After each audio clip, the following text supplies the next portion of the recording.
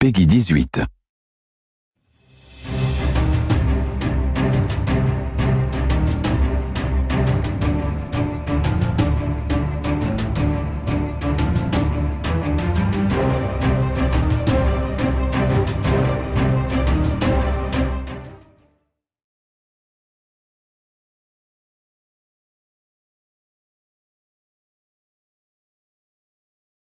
Bonjour, dans cette vidéo, je vais tenter de vous démontrer l'existence du monde invisible. Effectivement, je suis souvent amené à vous parler de choses étranges, sorcellerie, élite satanique, entités démoniaques, tant de choses justement liées au monde invisible, tant de choses auxquelles vous ne croyez peut-être pas. Eh bien, préparez-vous à être surpris. Commençons tout de suite avec Monsieur Duloisy, prêtre exorciste, avec un extrait d'une conférence donnée au profit de l'EBG Paris. Donc nous sommes en France, je suis donc l'exorciste d'Île-de-France et des armées françaises.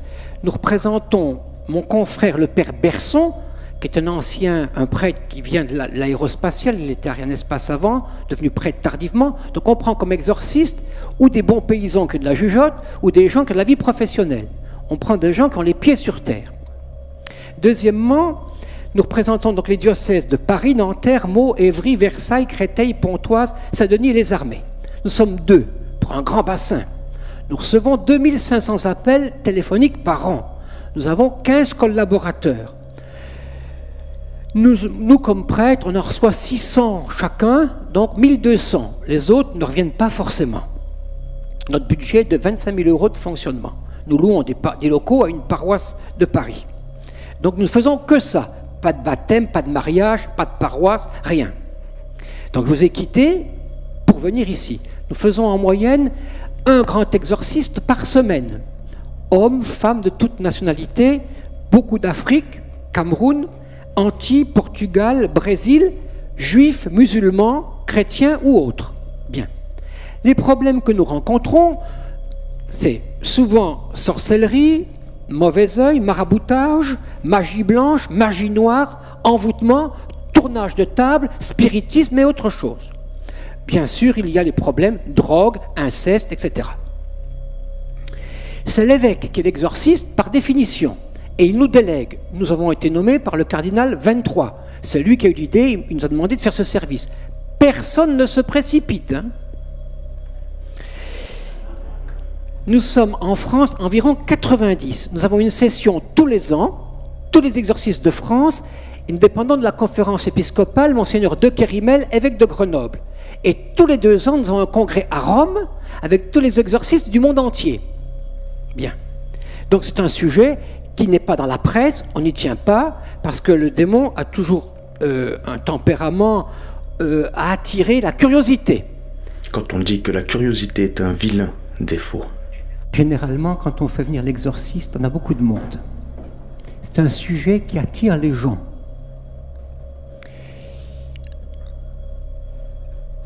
Vous allez mourir, et moi aussi. Vous allez vivre du mieux possible. La question du diable n'est pas réservée à la question de la confession religieuse, catholique ou ce que vous voulez. C'est une réalité qui existe de partout parce que d'abord, il y a la peur. Les gens ont peur. Et quand on a peur, on croit en tout ce qui passe, et on est prêt à faire n'importe quoi. Dans l'Église catholique, c'est bien sûr les Écritures. Dans l'Église catholique, nous ne sommes pas les seuls êtres intelligents. Vous avez parlé de l'intelligence artificielle, l'intelligence contemporaine, l'intelligence dans les médias ou ailleurs.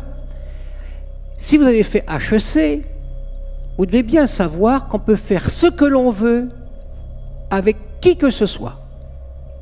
Il suffit de le décider et je peux emmener monsieur là où je veux, si je le veux, du moment que j'applique la règle du diable. Il y a une règle systématique qui marche à tous les coups. Première étape, suggestion. Pour créer ensuite une délectation, et une fois qu'on passe de la suggestion à la délectation, c'est foutu, c'est hormonal. Et on obtient ce que l'on veut, on obtient le consentement. on obtient le consentement. Donc, pour vous dire que le démon, chez nous, c'est une intelligence. Donc, si le mal est logique, il est donc intelligent, donc c'est qu'il y a quelqu'un, et plus intelligent que moi. Donc, on ne se propose pas de s'affronter à lui, car on sera perdant. Diable, ça veut dire diabolos. Il existe en grec, il existe en latin, il existe en hébreu, dans le judaïsme, dans le christianisme, dans l'islam et dans moult religions. Deuxièmement, les diables ou les démons, quand ils sont dans ce qu'on appelle la rupture avec Dieu, sont donc privés de la vision de Dieu. Et c'est cela qu'on appelle l'enfer. La volonté démoniaque, ce n'est pas simplement une volonté de détruire ce qui appartient à Dieu, c'est aussi une persévérance dans le mal, qui les détruit eux-mêmes. L'enfer, c'est aussi ça, c'est de persévérer dans sa position. Donc c'est une sorte de névrose aussi. Parce que le plus névrosé, le plus psychopathe, c'est le démon lui-même. Lui-même rassemble toute la psychiatrie. Et il est psychiatrique. La question de la liberté humaine, le démon ne peut pas l'emporter, par exemple. Impossible. Il peut nuire à l'homme, il peut créer des accidents. Ce n'est pas réservé au cinéma américain. Mais en principe, vous avez le livre de Job, regardez le livre de Job, l'Ancien Testament en parle et le Nouveau. Jésus a passé son temps à dire aux apôtres, guérissez les malades et chassez les démons. Donc, cette question de la présence démoniaque, c'est-à-dire le mal gratuit. Faire le mal pour le mal. Refuser de pardonner. Chercher sa vengeance. Maudire. Le démon, c'est simple, vous le reconnaîtrez dans vos vies sans problème. Quelle que soit votre religion, il pousse découragement, tristesse, mépris de soi, il va jusqu'au suicide. Il vous vide de vos forces. Ce n'est pas simplement avec des cachets que vous en sortirez. Il faut retrouver les motifs de sa joie et de sa raison d'exister. Toute personne qui veut s'approcher de Dieu trouvera sur sa route un empêchement pour le faire. Toute personne qui veut s'approcher de Dieu trouvera sur sa route un empêchement pour le faire. Derrière, il y a la haine. Le démon se caractérise par une violence que je ne trouve nulle part ailleurs. Le démon, soit vous l'expérimentez et vous êtes en lien avec une intelligence, soit vous avez peur de lui. Ceux qui ont peur, eh bien, ils racontent tout ce qu'ils veulent. Ceux qui ont une intelligence, ils peuvent enfin exploiter la situation et s'en sortir. Ceux qui ont une intelligence, ils peuvent enfin exploiter la situation et s'en sortir. Alors, qu'en pensez-vous ? Voici un autre extrait d'une de ses interventions, sur France Bleu cette fois-ci. Qu'est-ce que c'est qu'un exorciste ? C'est qu'on reçoit l'autorité de parler directement au démon. Et on lui donne des ordres. Ça, personne ne s'avise de parler au diable. Hein, parce que si on lui parle, il va répondre. Donc aucun prêtre, aucune personne va se dire « Satan, je te l'ordonne, fais ceci ou fais ça ». Ça veut dire qu'aucun prêtre n'a envie d'être prêtre exorciste ? On ne court pas après, non. L'exorcisme, ça n'est qu'une prière, j'ai aucun pouvoir. Quand j'ai un possédé en face de moi, que je dis calmement, je te l'ordonne, Satan, par la puissance du Christ qui a confondu ton orgueil, sors de cet homme, et que j'ai en face de moi un mec qui a fait X années de médecine, qui d'un seul coup change de voix, se met à dire non, je partirai pas, je quitterai pas, je resterai là, et qui me dit toi petit curé, si tu crois que tes prières ça va marcher, tu crois même pas. Quelle excellente journée pour un exorcisme. Est-ce que ça se passe comme dans le film L'Exorciste ? Non. Qu'est-ce qui change ? D'abord, l'obsession de l'eau bénite ou du crucifix, non. Qu'est-ce que c'est ? De l'eau bénite. Ça crie pas forcément. Il y a des démons silencieux, hein, et qui se cachent. Hein. Il n'y en a pas un pareil. Toujours sceptique. Écoutons maintenant un autre témoignage, celui de Monsieur Morand sur France Culture, lui aussi prêtre exorciste. Vous écoutez France Culture. Sur les docks.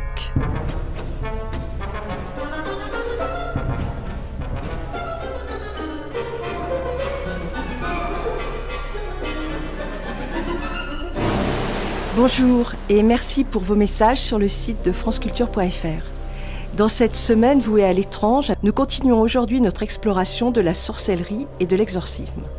Ce documentaire a été réalisé en 2010. Père Georges Morand, vous avez été successivement professeur de grand séminaire, secrétaire particulier de l'archevêque de Paris, aumônier de collège et de lycée, mais aussi exorciste et témoin de l'action démoniaque.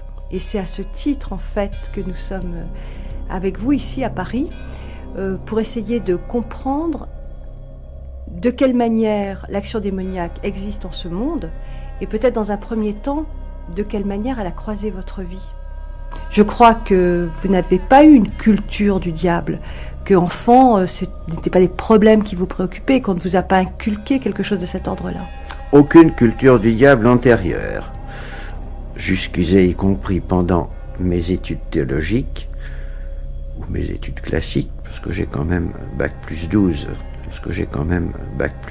J'ai fait des études en Sorbonne, en Cagne, et puis ensuite des études théologiques. Je peux dire que je n'ai pas entendu une heure d'enseignement et de cours, ni sur les anges, ni sur les démons, et encore moins sur l'exorcisme. Et ça a été un coup de tonnerre quand j'ai été pour la première fois affronté à ce genre de choses. J'avais plus de 40 ans. C'était d'abord à Paray-le-Monial, je crois. Ça a été à Paray-le-Monial où j'ai entendu le témoignage d'une fille récemment convertie qui avait vécu une prière de délivrance, qui avait découvert ce problème. Elle est maintenant une femme connue, sœur Emmanuelle de la communauté des Béatitudes à Medjugorje. Bon, j'ai entendu son témoignage avec un énorme scepticisme. Pour vous, ça relevait peut-être de la psychiatrie à la limite? Ah oui, tout à fait. Pour moi, ça relevait de la psychiatrie, de la psychologie. Et puis, dans les mois qui ont suivi, j'avais déjà un ministère d'accompagnement spirituel très important.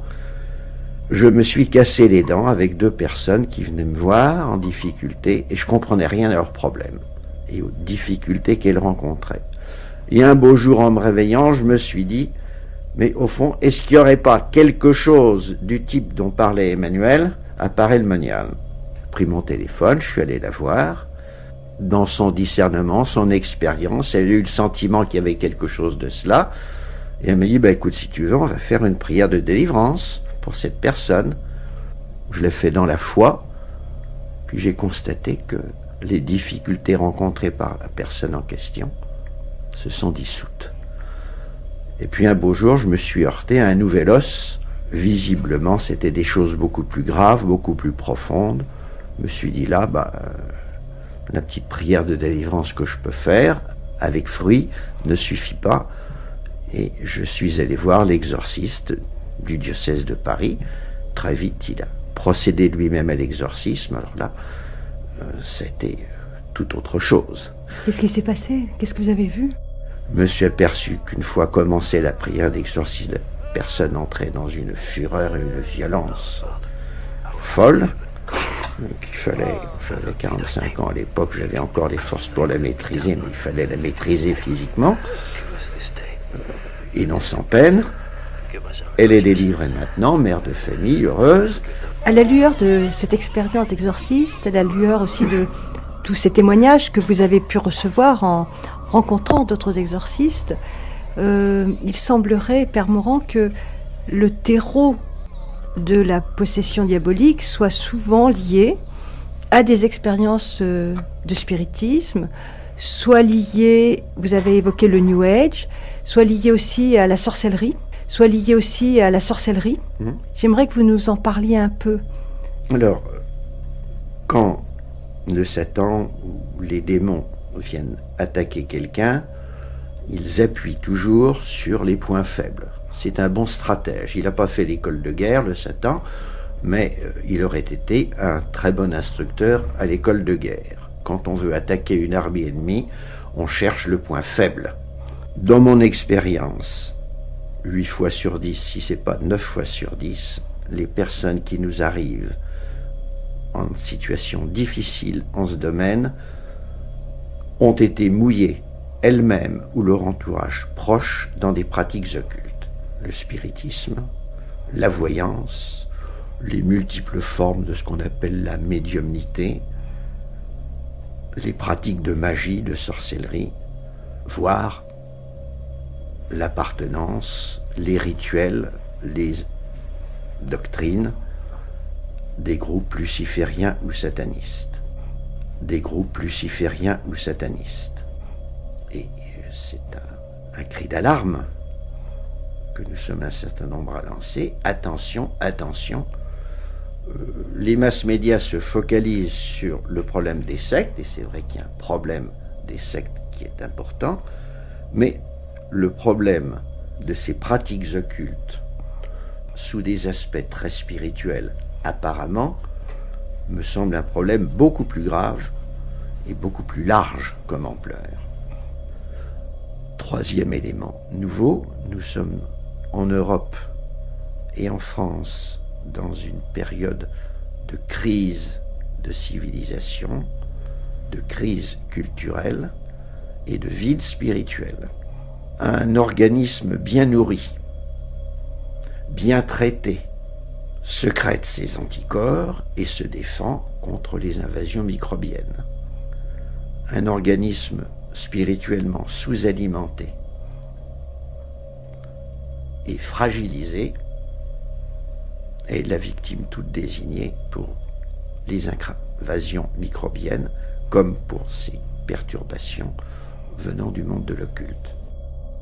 Père Morand, quand vous parlez d'une jeune fille mise nue sur une croix, arrosée de sang animal, quand vous parlez de fœtus qu'on arrache du ventre de leur mère et qu'on sacrifie, vous nous parlez de quoi?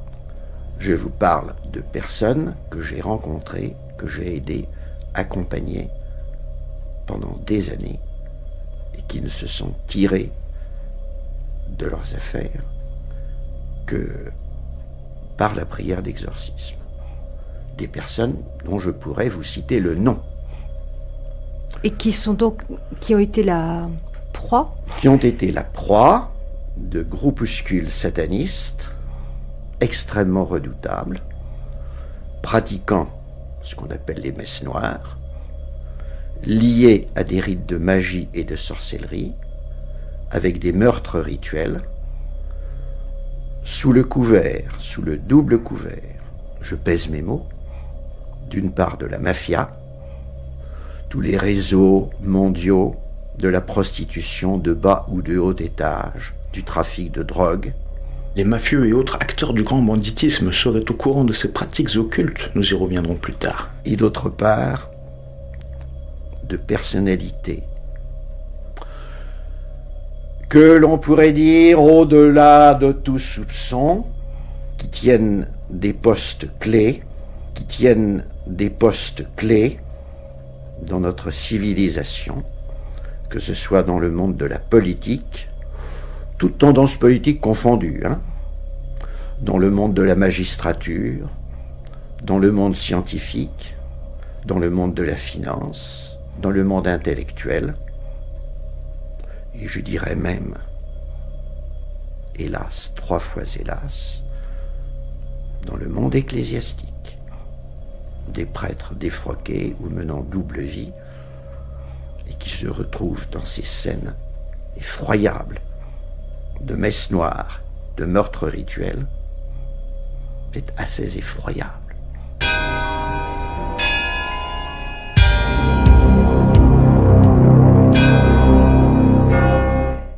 Effrayant. Alors, si vous doutez encore, si vous croyez que ces prêtres ont certainement abusé de l'eau bénite, faisons concorder notre dernier témoignage avec les déclarations faites par un ex-truand repenti qui, après plusieurs années de prison, a décidé d'écrire des livres afin de dénoncer les horreurs dont il a été témoin. Voici donc Monsieur Fauré, auteur de 3 livres, dont notamment Dealer du Tout Paris, lors d'une interview avec Tonton Marcel. Voilà, ma juge d'instruction me dit... qu'est-ce qu'elle m'a dit déjà? Ouais, elle m'a dit vous devriez présenter vos excuses aux gens que j'ai empoisonnés. Chirac, Johnny Hallyday, Ardisson, toute la clique, quoi. Je dis mais pardon madame, J'ai empoisonné personne, moi. D'abord, c'est eux qui m'ont demandé. Ensuite, moi, je vendais pas ma coque à la sortie des écoles. Je la vendais à des grands de ce monde, d'accord? À des ministres, à des législateurs, des sénateurs, tout ça. Je dis, moi, c'est eux qui venaient me demander. Via, d'accord? C'est eux qui étaient demandeurs, ok? Et ces gens-là, je le dis bien, et je le redirai s'il le faut, s'ils ont réussi à aller au bout de leur mission, parce que c'est pas facile d'être président de la République, tu l'admettras. Effectivement. Attends, ça voyage, ça court, ceci, cela. Sans cocaïne, ils n'auraient pas pu le faire. Ils n'auraient pas pu le faire. Mais comment tu fais leur connaissance? Par exemple, quand tu parles de Charles Pasqua, quand tu parles de Johnny Hallyday, quand tu parles de Jacques Chirac, c'est quand même des gros noms de la France. C'est des emblèmes. Ouais, mais tu sais, quand il s'agit de pute ou de drogue, ils oublient tous les emblèmes. Ils deviennent des êtres comme tout le monde, et pire encore, des pervers sexuels. Regarde Chirac, t'es un violeur de nanas. Vraiment... Non, pas un peu. Je l'ai dit. Non, pas je l'ai de dit. mots comme ça, justement. Ça est dans mon livre. Je peux répéter ce que j'ai écrit dans mon livre. Mais en fait, on sent quand même une rage envers ces gens-là, même malgré leur mort, quoi. Parce que c'est des salopards. Au lieu de s'occuper de la France et du peuple français, ils sont occupés d'eux-mêmes, à faire la fête tous les soirs. Champagne, caviar, pute, petits-enfants, très souvent. À boire le sang des enfants, l'adrénochrome. Champagne, caviar, pute, petits-enfants, très souvent. À boire le sang des enfants, l'adrénochrome. Pratiquement tous, pour ne pas vieillir prématurément, tu vois. Et oui, tous des satanistes adeptes de la sorcellerie. Et ils en pensaient qu'à ça. C'était des hédonistes, la plupart. Il n'y a que Pasqua qui travaillait un peu pour la France, il faut reconnaître. Très patriote. Pourtant, il était corse, mais bon, c'était un grand patriote. Mais les autres, c'est tous des salopards, des profiteurs. Dès qu'ils ont le pouvoir, ils oublient tout le monde. Ils oublient les gens qui ont voté pour eux et tout. C'est pour ça que je les haïssais, moi. Gérard, ces gens-là que tu cites dans tes livres, ouais. Ils ont une famille. Et alors? Ils n'ont pas porté plainte contre toi? Ben non. Parce qu'ils savent que j'ai raison. Ils savent très bien que j'ai raison. Notamment Chirac. Moi, il y a un dossier comme ça sur Chirac. Chez un juge d'instruction.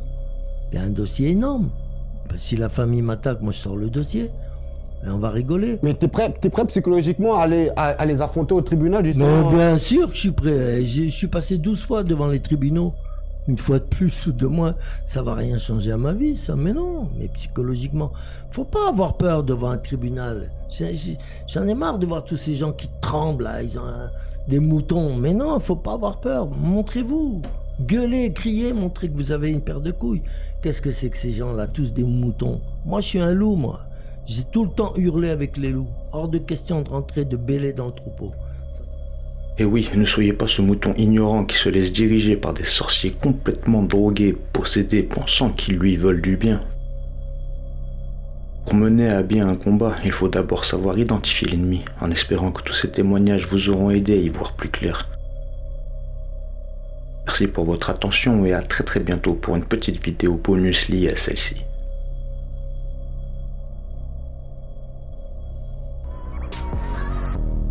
L'année dernière, en fait, je sortais un album, mais que j'ai pas pu défendre parce que j'ai fini à l'hôpital.